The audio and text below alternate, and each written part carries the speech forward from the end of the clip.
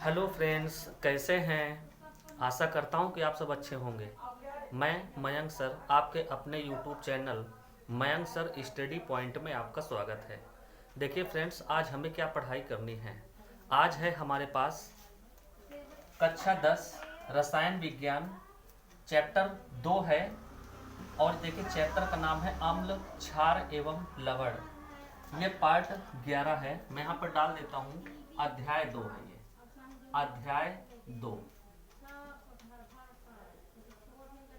तो फ्रेंड्स देखिए, अभी तक जिसने हमारे चैनल को सब्सक्राइब नहीं किए हैं वो सबसे पहले जा करके हमारे चैनल को सब्सक्राइब कर लें और बेल आइकन को ऑल पर ज़रूर प्रेस कर दिया करें और हमारे वीडियो को अपने दोस्तों तक ज़रूर पहुंचा दीजिए। आज की जो वीडियो है वो आगामी एग्ज़ाम में, चाहे वो आपकी 2024 का बोर्ड का एग्ज़ाम हो या फिर इस समय जो बोर्ड का एग्ज़ाम चल रहा है 2023 का, इसमें आज का जो मैं वीडियो बनाने जा रहा हूं, इस वीडियो से आपको 2 से 3 नंबर का क्वेश्चन 100% देखने के लिए मिलेगा।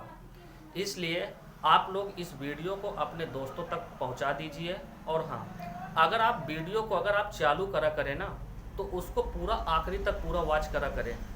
वीडियो को चालू करके जब आप पूरा देखते हो तो इससे क्या होता है कि हमें पूरा शुरू से लेकर लास्ट तक का हमारे पास जो भी कंटेंट होता है ना, वो सब कुछ हमारे दिमाग में सेट हो जाता है। इसके पहले देखिए मैं आपको बता दूं, आज हमको पढ़ना है पार्ट 11। इसके पहले देखिए पार्ट 10 देखिए वीडियो मैं चैप्टर 2 के मैं ऑलरेडी यूट्यूब में मैं डाल चुका हूं। और अभी तक जिस स्टूडेंट ने हमारे वो 10 वीडियो नहीं देखे हैं, आप जा करके यूट्यूब पर जा करके आप देख सकते हैं, यूट्यूब पर पड़ी हुई हैं। देखिए फ्रेंड्स, आज हमें क्या पढ़ाई करनी है। आज है हमारे पास देखिए कुछ यौगिक होंगे और उनके रासायनिक गुण, उनके भौतिक गुण और उनके बनाने की विधियां और उनके स्रोत और उपयोग के विषय में हम लोग पढ़ेंगे। और जो एग्जाम की दृष्टि से वेरी इंपॉर्टेंट है, आप लोग यहाँ से जरूर क्वेश्चन देख करके जाइएगा। एग्जाम में आपको 100% क्वेश्चन देखने के लिए मिलेगा ही मिलेगा। जैसे देखिए हमको नंबर पहले पर हमको क्या पढ़ना है। नंबर पहला है हमारे पास जैसे कि साधारण नमक। हमारा पहला है साधारण नमक। देखिए जो साधारण नमक होता है ना, साधारण नमक, इसका जो अणुसूत्र होता है, अणुसूत्र, तो मैं यहाँ पर लिख देता हूँ इसका जो अणुसूत्र है, अणुसूत्र। तो साधारण नमक का जो अणुसूत्र होता है वो होता है NaCl। अगर आपसे कोई पूछे कि इसका रासायनिक नाम क्या है, तो इसका रासायनिक नाम हम लोग यहाँ पर लिख लेते हैं रासायनिक नाम। रासायनिक नाम, जो इसका जो रासायनिक नाम होता है वो होता है सोडियम क्लोराइड। इसका रासायनिक नाम है सोडियम क्लोराइड। इसका रासायनिक नाम है सोडियम क्लोराइड। तो देखिए जिस भी स्टूडेंट को, देखिए जो भी यौगिक हम पढ़ा करें तो सबसे पहले उसका अणुसूत्र और उसका रासायनिक नाम, इतना तो हमको आना ही आना चाहिए। और साधारण नाम अगर आ जाए तो उसकी बात अलग ही है। तो साधारण नाम, रासायनिक नाम और उसके अणुसूत्र, ये वेरी इंपॉर्टेंट होते हैं। उसके बाद अगले नंबर पर हमको देखना है कि आखिर साधारण नमक देखिए निर्माण की क्या विधियां, कैसे इसको देखिए बनाया जाता है। तो यहाँ पर लिखेंगे निर्माण की विधियां। चलो निर्माण,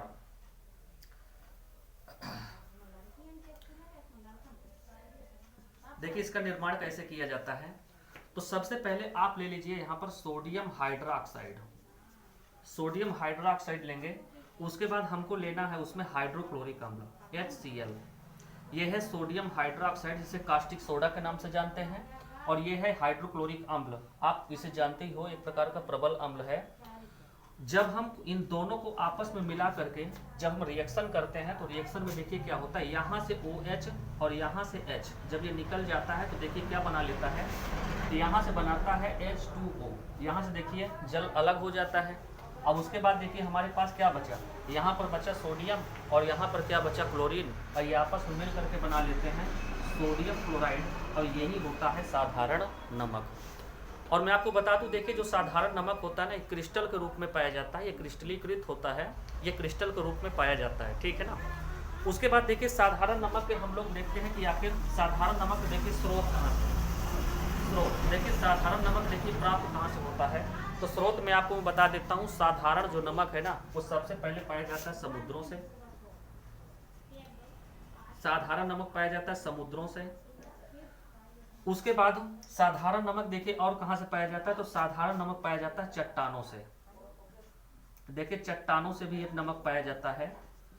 अब आप लोगों को दिमाग में एक बात ये चलती होगी कि आखिर साधारण नमक देखिए चट्टानों से कैसे पाया जाता है। भाई साधारण नमक तो समुद्र के खारे पानी से तैयार होता है, लेकिन बताओ साधारण नमक यहाँ पर बताओ चट्टानों से कहाँ पाया जाएगा। तो देखिए मैं आपसे एक बात बता देता हूँ, जैसे कि आप लोगों ने नाम सुना होगा ना, सेंधा नमक, काला नमक, या फिर देखिए जो खाने में जो हम जो सामान्य लवण यूज करते हैं वो होता है साधारण नमक।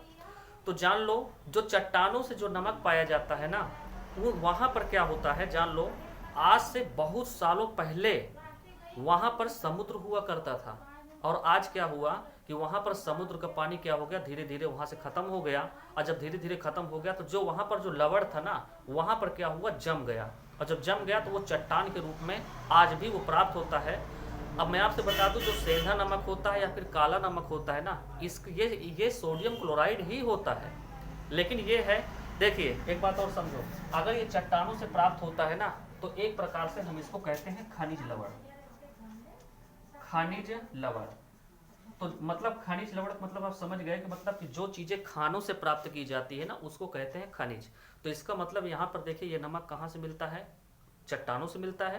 तो इसका मतलब जैसे कि सेंधा नमक हुआ, काला नमक हुआ, ये क्या है, ये सभी क्या है, खनिज है। और हमको ये कहाँ से मिलते हैं, चट्टानों से। ठीक है।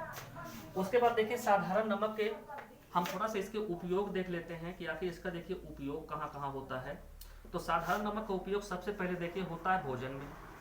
देखिए भोजन किसी भी तरह का भोजन हो, आप लोग देखोगे तो साधारण नमक का ही इस्तेमाल किया जाता है हर प्रकार के भोजन में। ठीक है ना। भोजन में देखिए इसका इस्तेमाल किया जाता है। और इसका इस्तेमाल देखिए कहाँ किया जाता है जान लो, जैसे भोजन में इस्तेमाल किया जाता है। जैसे कि मैं आपको बता दूं, जैसे कि सोडियम अगर हाइड्रोक्साइड अगर आप बनाना चाहते हैं, वहाँ भी इसका इस्तेमाल किया जाता है।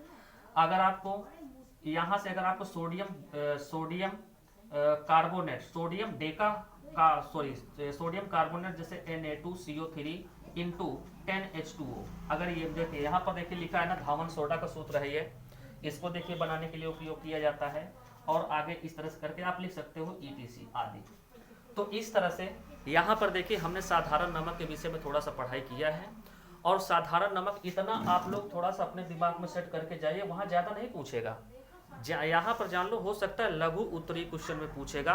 तो देखिए कोई भी अगर यौगिक पूछता है तो सबसे पहले क्या पूछता है कि उसका साधारण नाम क्या है, उसका रासायनिक नाम क्या है, उसका अणुसूत्र क्या है, वो कैसे प्राप्त होता है, कैसे वो बनाया जाता है, और इसके उपयोग क्या हैं। बस यही हमसे पूछा जाता है। ठीक है, आप स्क्रीनशॉट ले लीजिए।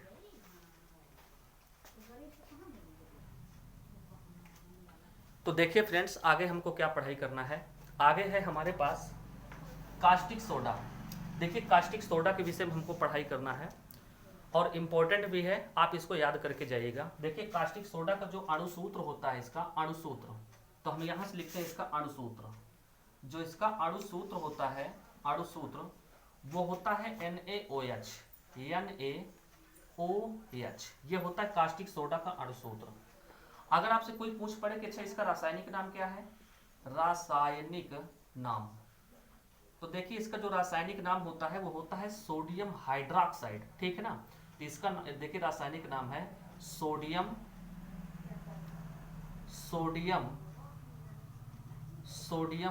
हाइड्रोक्साइड,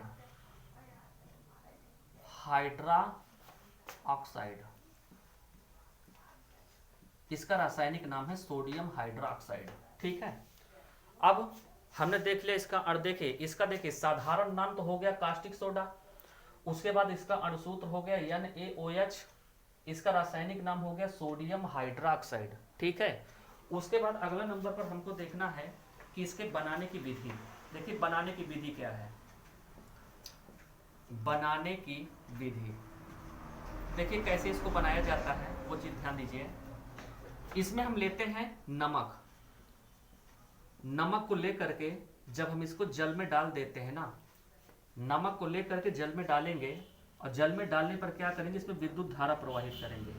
विद्युत धारा, नमक को लेकर जल में डाल के उसमें हम 2 इलेक्ट्रोड लगाएंगे। एक इलेक्ट्रोड होगा धनावेशित, एक होगा ऋणावेशित। धनावेशित एनोड होगा, ऋणावेशित कैथोड होगा।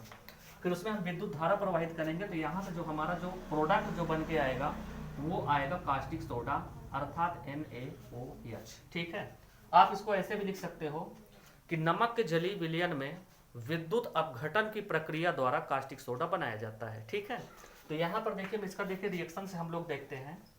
तो हमको देखिए यहाँ पर लेना है नमक के 2 अणु, तो NaCl और NaCl। देखिए नमक के हमने 2 अणु ले लिया। अब सोचो अगर नमक का अगर हम 2 अणु लिए हैं तो जल के भी हमको कितने अणु चाहिए? 2। तो देखिए जल का फार्मूला क्या होता है H2O। तो यहाँ पर देखिए H कितना है? 2 है H। तो हम इसको ऐसे भी तो लिख सकते हैं HOH और HOH। देखिए ये भी तो क्या है? ये जल है। और जब ये आपस में, देखिए अब हमको क्या करना है, इसमें विद्युत धारा प्रवाहित करनी है। ठीक है ना, विद्युत धारा मैं आपको बता दिया ना विद्युत धारा कैसे प्रवाहित करना है। अब जैसे हम इसमें विद्युत धारा हम प्रवाहित करेंगे तो यहाँ से क्या होगा, यहाँ से निकलेगा, देखिए यहाँ से तो एक निकलेगी क्लोरीन गैस और यहाँ से क्या निकलेगा? Hydrogen gas. बाकी देखिए यहाँ पर 2 सोडियम 2 OH है, तो 2 अणु बन जाएगा इसका NaOH, सोडियम हाइड्रोक्साइड, और प्लस उसके साथ साथ यहाँ से निकलेगा, देखिए हाइड्रोजन गैस निकलेगी, और हाइड्रोजन गैस के साथ साथ यहाँ से क्या निकलेगी? Chlorine gas. ठीक है, तो इस तरह से आप लोग देखिए देख सकते हैं कैसे देखिए हमने यहाँ पर कास्टिक सोडा बनाया है। ठीक है ना, उसके बाद कास्टिक सोडा के देखिए बनाने की विधियां हो गया। कास्टिक सोडा बनाने की विधि के बाद अब हम थोड़ा इसके उपयोग देखते हैं। तो NaOH के उपयोग, देखिए इसके उपयोग क्या है। तो इसके उपयोग में हम जैसे नंबर पहला देखेंगे तो इसका जो नंबर जो पहला जो उपयोग है वो है धातु से ग्रीज को हटाने में। तो यहाँ पर लिखेंगे धातु से ग्रीज हटाने में। देखिए मैं आपको बता दूं ग्रीज का क्या मतलब होता है। देखिए ग्रीज का मतलब होता है, जैसे मान लीजिए हमारे पास कोई धातु का मान लो सिक्का है ना, तो धातु के सिक्के में जैसे मान लो कुछ भी है धातु का, जरूरी नहीं कोई सिक्का ही हो, तो उसके ऊपर क्या होता है ना, एक गंदे रंग की मतलब क्या हो जाती है, एक लेयर चढ़ जाती है, उसके ऊपर मैल चढ़ जाती है। तो उस मैल को साफ करने के लिए हमें इसका प्रयोग किया जाता है, अर्थात कास्टिक सोडा का प्रयोग किया जाता है, अर्थात धातु के सफाई के लिए यहाँ पर इसका प्रयोग किया जाता है। ठीक है फ्रेंड्स, उसके बाद देखिए नंबर दूसरे पर हमको क्या पढ़ाई करना है, सॉरी नंबर दूसरे पर है। नंबर दूसरे पर देखिए इसके क्या उपयोग हैं। तो नंबर दूसरा पर हम इसको जैसे साबुन व अपमार्जक बनाने में, जैसे साबुन व अपमार्जक साबुन या अपमार्जक बनाने में देखिए साबुन तो आप जानते ही हो, और अपमार्जक का मतलब होता है डिटर्जेंट। ठीक है ना, जैसे आप लोग देखे होंगे घरों में जब आप कपड़ा सफा किया करते हैं तो जैसे कपड़े में जैसे मान लीजिए कोई दाग लग गया या कोई मैल लग गई, तो वो साधारण साबुन से नहीं सफा होता है, तो उसके लिए हम लोग क्या करते हैं, अपमार्जक अर्थात डिटर्जेंट का प्रयोग करते हैं, और जिससे क्या होता है कपड़ा अच्छी तरह से सफा हो जाता है। ठीक है, तो वही चीज़ है, साबुन व अपमार्जक बनाने में भी हमें सोडियम हाइड्रोक्साइड का प्रयोग किया जाता है। उसके बाद देखिए नंबर 3 पर देखिए इसके क्या उपयोग हैं। नंबर तीसरा में हम लोग लिखेंगे जैसे कागज बनाने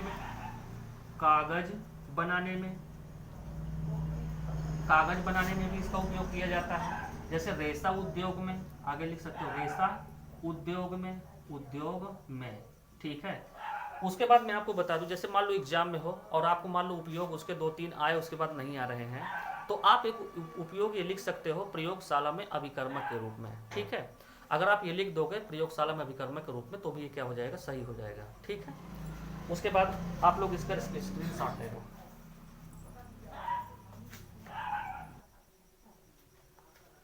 तो देखिए फ्रेंड, जब हम कास्टिक सोडा बनाए थे तो कास्टिक सोडा बनाने में वहाँ हाइड्रोजन भी गैस निकली थी और वहाँ से क्लोरीन गैस भी निकली थी।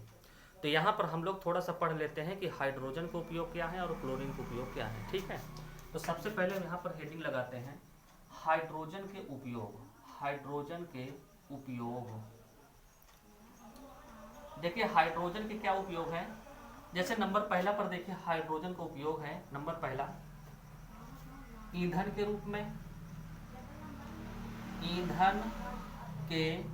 में। ठीक है, नंबर पहला देखिए इसका उपयोग है ईंधन के रूप में। आप पढ़े भी होंगे कि भविष्य के ईंधन के नाम से भी हाइड्रोजन को जाना जाता है। ठीक है, उसके बाद नंबर दूसरा पर हम लोग पढ़ेंगे हाइड्रोजन का। देखिए नंबर दूसरा उपयोग है जैसे खाद बनाने में। ठीक है, खाद बनाने में, खाद मतलब जो उर्वरक होता है ना, उर्वरक मतलब खाद बनाने में। ठीक है, उसके बाद नंबर तीसरा देखिए, नंबर तीसरा पर है वनस्पति घी। ठीक है, वनस्पति घी, वनस्पति घी बनाने में। देखिए वनस्पति घी में आपको बता दूं, आपने डालडा का नाम सुना होगा ना, डालडा, जो डालडा जो बनाया जाता है ना वो हाइड्रोजन से ही बनाया जाता है। उसके बाद नंबर 4 पर हम लोग देखेंगे अमोनिया के निर्माण में, अमोनिया, अमोनिया के निर्माण में।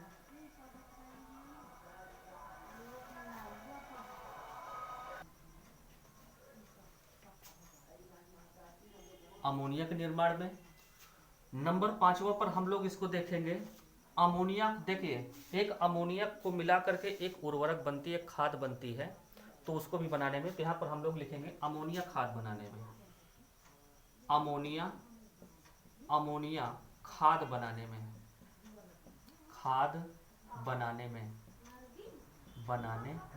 ठीक है, उसके बाद अगली जो इसमें से देखिए गैस निकली थी, वो निकली थी क्लोरीन गैस। तो यहाँ पर लिखेंगे क्लोरीन के उपयोग, के उपयोग।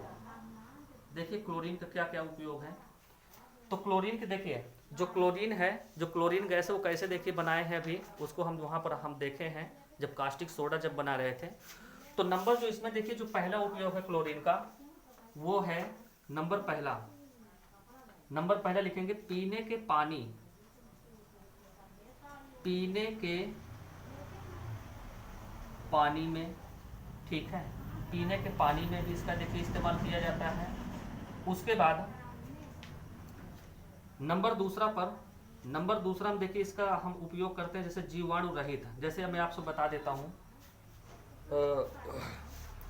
आप नाम सुने, आप सुने होंगे स्विमिंग पूल। ठीक है ना, जो स्विमिंग पूल होता है ना, यहाँ पर लिख देता हूँ स्विमिंग पूल के पानी में, के पानी में। देखिए जो स्विमिंग पूल होता है ना, स्विमिंग पूल में देखिए पानी भरा रहता है, लोग उसमें नहाने जाते हैं, तो उस पानी के शोधन के लिए उसमें जो है क्लोरीन गैस छोड़ी जाती है। ठीक है ना, उसके बाद है नंबर तीसरा पर इसका जो उपयोग है, नंबर तीसरा पर लिख सकते हो, नंबर तीसरा पर हम लोग लिख सकते हैं पीवीसी, पीवीसी के निर्माण में, के निर्माण में, निर्माण में। देखिए पीवीसी का मतलब होता है पॉलीविनाइल क्लोराइड। पीवीसी के देखिए पाइप आते हैं ना मार्केट में, पीवीसी के पाइप, बस वही है पीवीसी। ठीक है ना, पीवीसी के निर्माण में भी क्लोरीन का उपयोग किया जाता है। ठीक है, उसके बाद देखिए नंबर जो 4 है, नंबर चौथा पर हम लिख सकते हैं विरंजक चूर्ण बनाने में, विरंजक चूर्ण, चूर्ण बनाने में, बनाने में। तो इसका उपयोग विरंजक चूर्ण बनाने में भी किया जाता है। ठीक है फ्रेंड्स, अगर मान लो अगर आपको लिखना है तो लिख सकते हो प्रयोगशाला में अभिकर्मक के रूप में। ठीक है, स्क्रीनशॉट ले लो।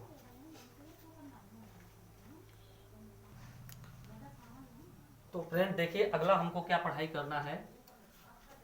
नंबर अगला है हमारे पास धावन सोडा। हम इसको देखिए धोवन सोडा भी कह सकते हैं या फिर धावन सोडा। ठीक है, धावन सोडा, धावन सोडा। इसका जो अणुसूत्र होता है, अणुसूत्र, जो धावन सोडा का जो अणुसूत्र है वो होता है Na2CO3 इंटू 10H2O। देखो इसको हम देखिए इसका रासायनिक जो नाम है, रासायनिक नाम, रासायनिक नाम, देखिए इसका रासायनिक नाम क्या है। रासायनिक नाम है sodium carbonate decahydrate, sodium carbonate decahydrate. ठीक है, तो यहां पर हम इसका रासायनिक नाम लिखते हैं sodium, sodium carbonate, sodium carbonate decahydrate, decahydrate. ठीक है। उसके बाद नंबर तीसरा पे हमको पढ़ना है, देखिए इसके बनाने की विधि, ठीक है, बनाने की विधि। देखिए कैसे इसको बनाया जाता है। तो इसमें लेना पड़ता है हमें सोडियम कार्बोनेट। सोडियम कार्बोनेट के क्रिस्टलीकृत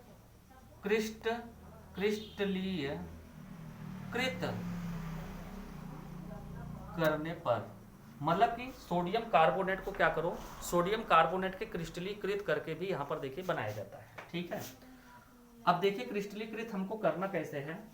तो हमें लेना है सोडियम कार्बोनेट Na2CO3, और आपको क्या करना है, लेना है हमें 10 अणु किसके, जल के, H2O, ठीक है।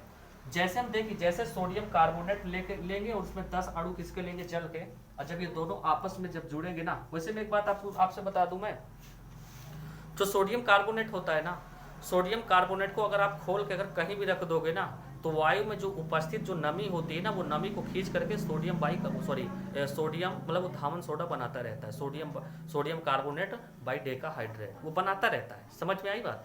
तो मतलब कि सोडियम कार्बोनेट को आप कहीं पर रख दो, और रखने के बाद जो वायु में जो उपस्थित जो नमी होती है ना, वो नमी को अवशोषित करके यहाँ पर क्या करता है, बनाता है, ठीक है ना। तो यहाँ पर क्या बना लेगा, ये बनाएगा Na2CO3 इंटू 10H2O, ठीक है। तो इस तरह से आप लोग देखे हैं बनाने की विधि, ठीक है ना। उसके बाद देखिए नंबर अगला पर हमको पढ़ाई करना क्या है, इसका उपयोग क्या है, उपयोग, ठीक है। तो चलिए इसका उपयोग देख लेते हैं। उपयोग देखिए इसके क्या क्या है।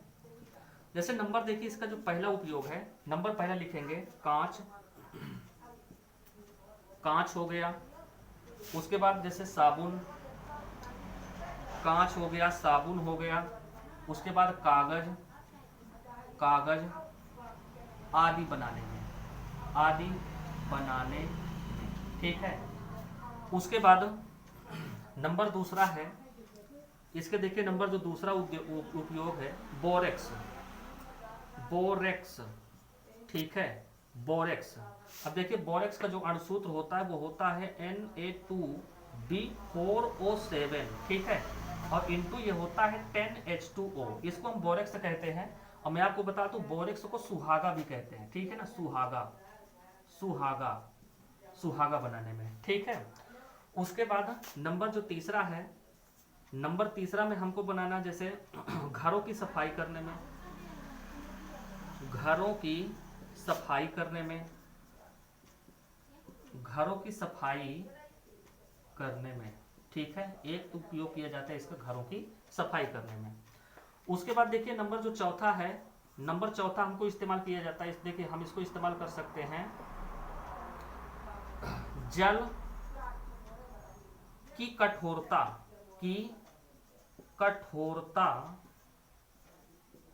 को दूर करने में। देखिए मैं आपको एक बात बता देता हूं, जो धावन सोडा होता है ना, इसको धोवन सोडा भी कहते हैं। जब धावन सोडा को जब पानी में डाल दिया जाता है ना, तो पानी में होता है पृष्ठ तनाव, और पृष्ठ तनाव के कारण पानी क्या होता है, मोटा होता है। और जब पानी मोटा होता है ना, जो कपड़े होते हैं ना, कपड़ों के अंदर जो मैल होती है ना, वो पतली पतली केशिका तो नलियों में जाकर के वो मैल फंसी होती है। तो सोचिए अगर पानी अगर मोटा रहेगा तो उन नलियों तक नहीं जाएगा, और जब पानी उस नलियों तक नहीं जाएगा तो वहां से जो मैल है ना, उसको बाहर कैसे निकालेगा। तो उसमें क्या किया जाता है, जो पानी होता है ना, पानी में जैसे हम डाल देते हैं धावन सोडा, तो क्या करता है, पानी की कठोरता को दूर कर देता है और पानी हो जाता है हल्का। और जब पानी हल्का हो जाता है तो आसानी से कपड़ा सफा हो जाता है, ठीक है। उसके बाद आप इतना स्क्रीनशॉट लो।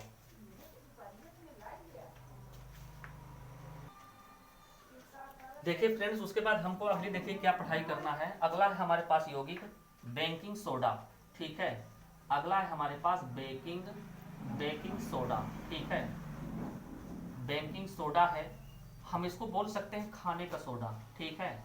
इसको बोल सकते हैं हम खाने का सोडा, चाहे हम इसे बेकिंग सोडा बोल दें, चाहे इसे खाने का सोडा बोल दें। देखिए आप जानते हो कि जब आपके घरों में जैसे मान लो कोई अगर मान लीजिए कोई तेली चीज़ बन रही है ना, तो उसमें बेकिंग सोडा का प्रयोग किया जाता है। जो रोटियां जो बनती है ना, रोटी जिसको चपाती कहते हैं, वो जो बनती है उसमें बेकिंग सोडा डाला जाता है, और बेकिंग सोडा डालने से क्या होता है ना, रोटी थोड़ा सा फूल भी जाती है।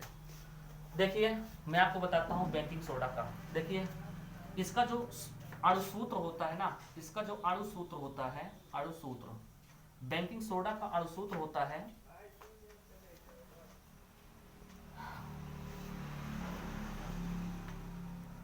NaHCO3, ठीक है। इसको हम देखिए NaHCO3 बोलते हैं, सोडियम बाइकार्बोनेट। देखिए जब हाइड्रोजन अकेला होता है ना तो उसको हम बाई भी कहते हैं, ठीक है ना। अब हम इसको ऐसे ही बोल सकते हैं, सोडियम हाइड्रोजन कार्बोनेट भी हम बोल सकते हैं, ठीक है, लेकिन हमको ऐसे नहीं बोलना है। अब इसका देखिए रासायनिक नाम क्या है, रासायनिक नाम, इसका जो रासायनिक नाम है वो है सोडियम बाइकार्बोनेट, बाइकार्बोनेट, कार्बोनेट। इसका देखिए रासायनिक नाम है सोडियम बाइकार्बोनेट, ठीक है। उसके बाद देखिए इसका निर्माण कैसे किया जाता है। निर्माण देखिए, इसके निर्माण की विधि में सबसे पहले तो आप क्या करो, सबसे पहले तो इसमें लेते हैं हम नमक। नमक का फार्मूला होता है NaCl। नमक के बाद फिर उसके बाद हमको लेना है, देखिए नमक लेते हैं फिर उसमें क्या करते हैं, नमक को डाल देते हैं किसमें, पानी में। और पानी में डालने के बाद उस पानी में हमको देखिए एक CO2 कार्बन डाइऑक्साइड गैस प्रवाहित करनी है, और कार्बन डाइऑक्साइड गैस के साथ साथ इसमें अमोनिया गैस भी हमको प्रवाहित करनी है, अमोनिया, ठीक है। तो देखिए इसमें से क्या बनेगा, देखिए NH3 है, NH3 एक हाइड्रोजन यहां से लेगा, एक हाइड्रोजन, ये हो जाएगा NH4। उसके बाद अब यहाँ से देखिए ये क्लोरीन उठाएगा और क्लोरीन यहाँ पर ले लिया तो यहाँ से बन गया अमोनियम क्लोराइड। अब प्लस उसके बाद देखिए यहाँ से सोडियम उठाएगा, ये हो गया सोडियम Na। सोडियम के बाद फिर उसके बाद देखिए एक यहाँ से H लेगा, ठीक है, H, एक H हुआ। उसके बाद देखिए CO2 है ना, एक ऑक्सीजन यहाँ से उठाएगा, ये बन जाएगा CO3। तो इस तरह से देखिए हम बना लेते हैं सोडियम बाइकार्बोनेट, जिसको कहते हैं खाने का सोडा, ठीक है। उसके बाद अगला नंबर पर हमको पढ़ना है कि आखिर सोडियम बाइकार्बोनेट के देखिए उपयोग कहाँ कहाँ है। चलो इसके उपयोग बताता हूँ। उपयोग तो सोडियम कार्ब, देखिए सोडियम बाइकार्बोनेट का जो उपयोग होता है ना, वो नंबर पहला उपयोग लिखते हैं जैसे ब्रेड, ठीक है ना, ब्रेड, ब्रेड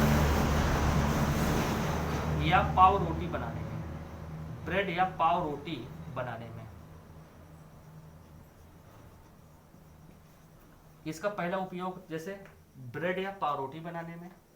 नंबर दूसरा पर देखिए इसका जो उपयोग है वो है पेट की अम्लता को दूर करने में, पेट की अम्लता, अम्लता को दूर करने में, दूर करने में, करने में, ठीक है। उसके बाद नंबर देखिए जो तीसरा है, तीसरा इनो, इनो का नाम आपने सुना होगा, इनो।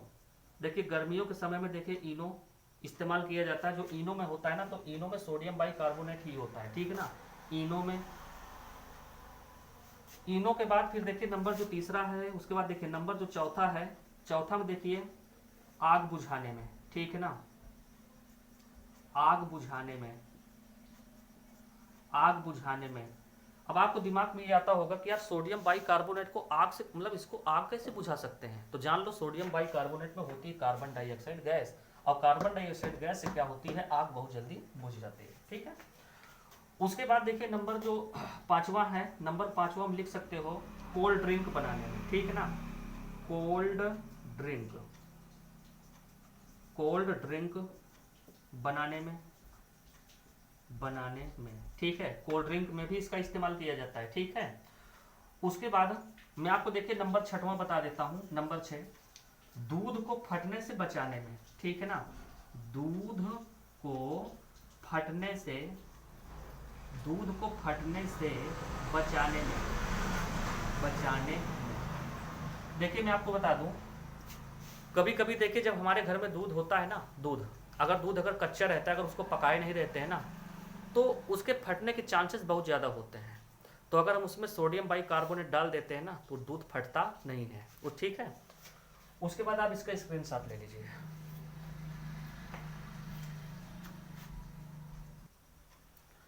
उसके बाद देखिए हमको फ्रेंड्स अगला क्या पढ़ना है, अगला है हमारे पास विरंजक चूर्ण, ठीक है ना। साधारण नाम है विरंजक चूर्ण, विरंजक चूर्ण, ठीक है ना। अगला हमें पढ़ना है विरंजक चूर्ण। विरंजक चूर्ण का देखिए इसका जो रासायनिक नाम होता, जो इसका अणुसूत्र होता है, अणुसूत्र, इसका अणुसूत्र होता है CaOCl2, ठीक है ना। उसके बाद इसका जो रासायनिक नाम होता है, रासायनिक नाम, जिसका रासायनिक नाम है देखिए कैल्शियम, हम ऐसे भी बोल सकते हैं कैल्शियम हाइपोडाइक्लोराइड। यहाँ पर ऑक्सीजन अकेला है ना, देखिए मैं आपको बताया था ना, जब हाइड्रोजन जब अकेला होता है तो उसको बोलते हैं बाई, लेकिन जब कहीं पर अगर ऑक्सीजन अगर अकेला हो तो उसको बोलते हैं हाइपो, ठीक है। तो यहाँ पर देखिए क्या बन जाएगा, ये बन जाएगा calcium, calcium, calcium chloro, calcium chloro hypochloride, chloride, ठीक है। या तो हम इसका नाम ये लिख सकते हैं, या तो करके आप लिख सकते हो कैल्शियम, कैल्शियम हाइपो, अब यहां पर दो है तो यहां पर लिखेंगे डाई क्लोराइड, ठीक है। आप इसको ऐसे भी बोल सकते हो। उसके बाद देखिए इसको हम बनाते कैसे हैं, तो कैल्शियम हाइपोक्लोराइड को देखो बनाने की विधि, तो यहाँ पर लिखेंगे निर्माण की विधि, ठीक है ना, निर्माण, यहाँ पर हेडिंग डालते हैं, लिखते हैं निर्माण। देखिए इसका निर्माण हम कैसे करते हैं, तो इसके निर्माण में आपको लेना है बुझा हुआ चूना, ठीक है ना, जिसका सूत्र होता है CaOH का होल ट्वाइस। देखिए मैं आपको सिखाने के लिए OH यहाँ पर देखिए दो है ना, तो मैं इसको ऐसे लिख लेता हूँ OH, दो हो गए, CaOH का होल ट्वाइस, ठीक है ना। और उसके बाद इसमें हमको क्या करना है, हमको क्लोरीन गैस डालनी है, क्लोरीन देखिए Cl, दो अणु किसके लेंगे, क्लोरीन के। तो क्या होगा, डालने के बाद देखिए जब आपस में देखिए जब ये रिएक्शन होगा, देखिए रिएक्शन में क्या होगा, यहाँ से H और यहाँ से क्या निकलेगा OH, ठीक है। तो इसका जो साइड प्रोडक्ट होगा वो तो निकलेगा H2O। उसके बाद देखिए क्या बना, तो यहाँ से देखिए क्या बना Ca, ये हो जाएगा Ca, फिर यहाँ पर है O, अब आगे यहाँ पर देखिए क्लोरीन दो अणु है, तो ये क्या बन जाएगा Cl2। तो इस तरह से देखिए हमें कैल्शियम क्लोरो हाइपोक्लोराइड इस तरह से बनाया जाता है, ठीक है। उसके बाद देखिए अगर इसको आप इकट्ठा करके बनाना चाहते हैं तो सीधा ऐसे भी लिख सकते हैं CaOH का होल ट्वाइस प्लस Cl2, आप ऐसे भी करके बना सकते हो। अब बना करके सीधा हम बता सकते हैं CaOCl2 और प्लस यहाँ से निकलेगा H2O, ठीक है। उसके बाद देखिए निर्माण की विधि के बाद हम चलो इसकी बात कर लेते हैं थोड़ा उपयोग की। उपयोग देखिए इसके उपयोग क्या क्या है, तो इसका देखिए नंबर जो पहला उपयोग है, जल को जीवाणु रहित बनाने में, जल को जीवाणु रहित बनाने में जल को जीवाणु रहित। देखिए मैं आपको बता दूं, जो नगर निगम वाले होते हैं ना, नगर निगम में जो पानी वाली जो टंकी होती है, वो पानी वाली जो टंकी होती है उसमें विरंजक चूर्ण डाला जाता है। और जब आप पानी पीते होंगे तो उसमें आपको ऐसा महसूस होता है, ऐसा लगता है इसमें दवा मिली हुई है, लेकिन वो दवा जानते हो क्या होता है, विरंजक चूर्ण होता है, ठीक है।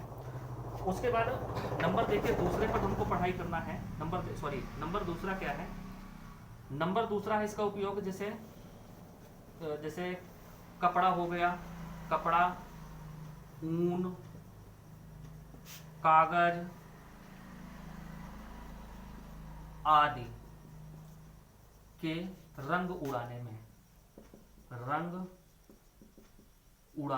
में, ठीक है।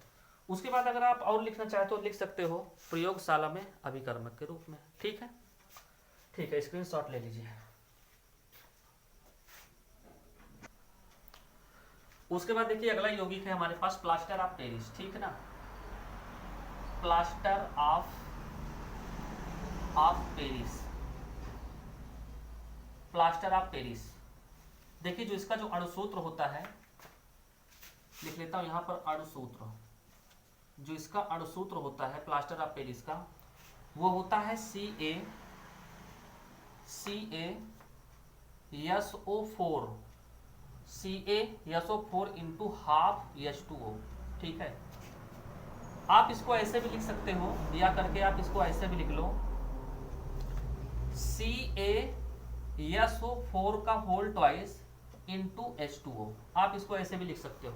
मतलब कहने की यह हुआ कि कैल्शियम सल्फेट का एक अणु में जल का आधा अणु होना चाहिए, और अगर हम कैल्शियम सल्फेट के अगर हम 2 अणु ले लेते हैं तो जल 1 अणु में होना चाहिए।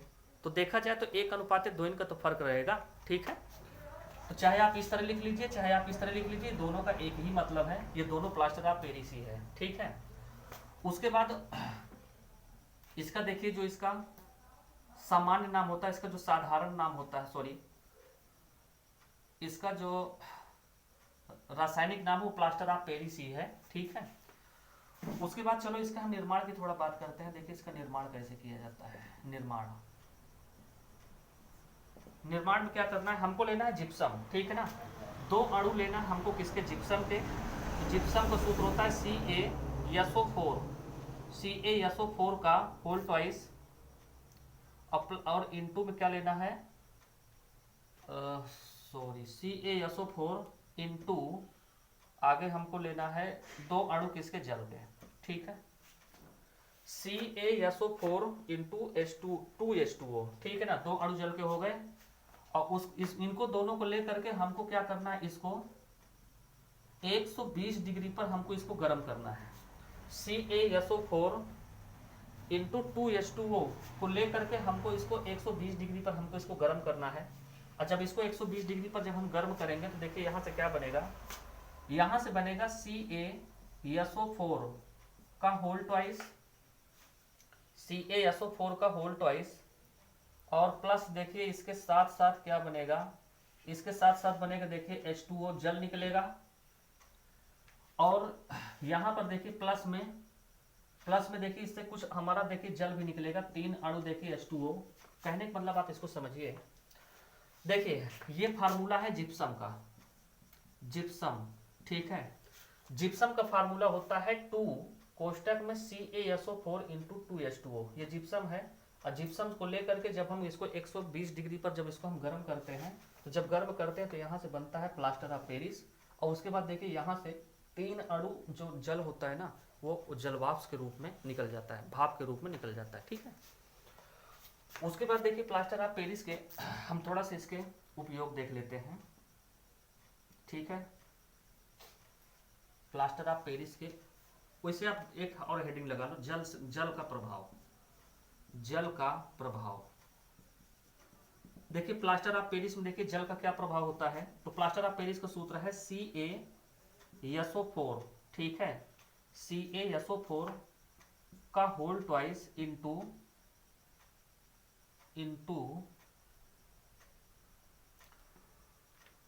H2O, यही तो है प्लास्टर ऑफ पेरिस। अब प्लास्टर ऑफ पेरिस में क्या करोगे आप, चलो जल मिला दो H2O, और जैसे आप प्लास्टर ऑफ पेरिस में जैसे आप जल मिलाओगे ना, तो जल मिलाने से, रुको यहाँ पर गड़बड़ है, आप ये कोष्टक यहाँ लगा दो, अब सही है, यहाँ से ये कोष्टक यहाँ आ जाएगा, अब संतुलित है। ये प्लास्टर ऑफ पेरिस हो गया। जैसे हम प्लास्टर ऑफ पेरिस में जैसे जल मिलाते हैं ना, तो जल मिलाने से क्या बनाता है, ये बनाता है 2 अणु CaSO4 इंटू ये बनेगा 2H2O, जो बन जाएगा किस, जिप्सम। यहाँ से जिप्सम फिर बन जाएगा। तो मैं आपको एक बात बता देता हूँ जानकारी के लिए, जो हमारे घरों में जो पोट्टी आती है ना, दीवारों और छतों में जो की जाती है, वो प्लास्टर ऑफ पेरिस को हम मंगवाते हैं, और प्लास्टर ऑफ पेरिस में जैसे पानी मिलाते हैं ना, तो तुरंत वो किस में कन्वर्ट हो जाता है, जिप्सम में। ठीक है ना, और यही जिप्सम की ही क्या की जाती है, पोट्टी की जाती है। और मैं आपको एक बात और बता दूं, जैसे किसी के हाथ पैर जिसके फ्रैक्चर हो जाते हैं, टूट जाते हैं, तो उसके ऊपर क्या प्लास्टर चढ़ता है ना, तो जो प्लास्टर में जो पाउडर वहाँ पर जो लगा होता है ना, जो इस्तेमाल किया जाता है, वो प्लास्टर ऑफ पेरिस ही होता है। ठीक है, उसके बाद चलिए इसका हम देख लेते हैं उपयोग। जो इसका उपयोग है, उपयोग में नंबर पहला लिखेंगे, टूटी हड्डियों को जोड़ने में, टूटी हड्डियों को जोड़ने में, हड्डियों को जोड़ने में, जोड़ने में, ठीक है। उसके बाद नंबर दूसरा जो इस उपयोग है, खिलौने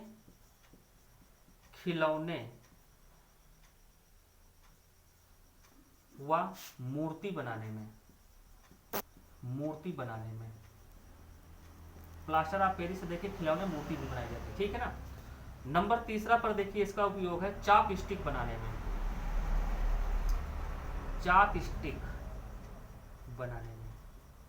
बनाने में देखिए चाप स्टिक क्या होता है। जो स्कूलों में जो बोर्ड होते हैं ना, बोर्ड, तो देखिए उसमें जो चाक होती है ना, स्टिक जैसे होती है, उससे जो है लिखा जाता है ना, तो वही होती है चाक स्टिक, ठीक है। उसके बाद देखिए नंबर 4 क्या है, नंबर चौथा में कागज उद्योग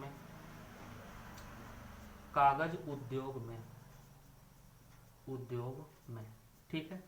तो ये इसके कुछ उपयोग हैं, आप इसके स्क्रीनशॉट ले लीजिए। तो फ्रेंड्स इस तरीके से हमारा लेसन 2 ख़त्म होता है आज से, और कल से हम लोग लेसन 3 स्टार्ट करेंगे। तो फ्रेंड्स मुझे उम्मीद है कि आपको ये पूरा चैप्टर आपको समझ में आया होगा। और अभी तक जिन लोगों ने अभी तक हमारे चैनल को सब्सक्राइब नहीं करे हैं, वो सबसे पहले जा करके हमारे चैनल को सब्सक्राइब कर लीजिए। और यहाँ पर कक्षा 10 की रसायन विज्ञान यहाँ रेगुलर चल रही है, और आपको हर एक वीडियो आपको, मैं देखिए शायद है कि किसी दिन अगर मान लो कोई काम पड़ जाता है या कुछ पड़ जाता है, या अगर जैसे लाइट ख़राब हो जाती है, लाइट नहीं आ पाती है, तो इस वजह से मैं वीडियो कभी कभी नहीं अपलोड कर पाता, उसकी बात अलग है, उसके लिए मुझे खेद है। बाकी मैं वीडियो आपको हर दिन प्रतिदिन आपको मैं भेजूँगा। आप लोग हमारे साथ जुड़ जाइए, और अपने दोस्तों के पास भी इस वीडियो को भी शेयर कर दीजिए, ताकि उनको भी इस वीडियो का फ़ायदा मिलता रहे, ठीक है फ्रेंड्स।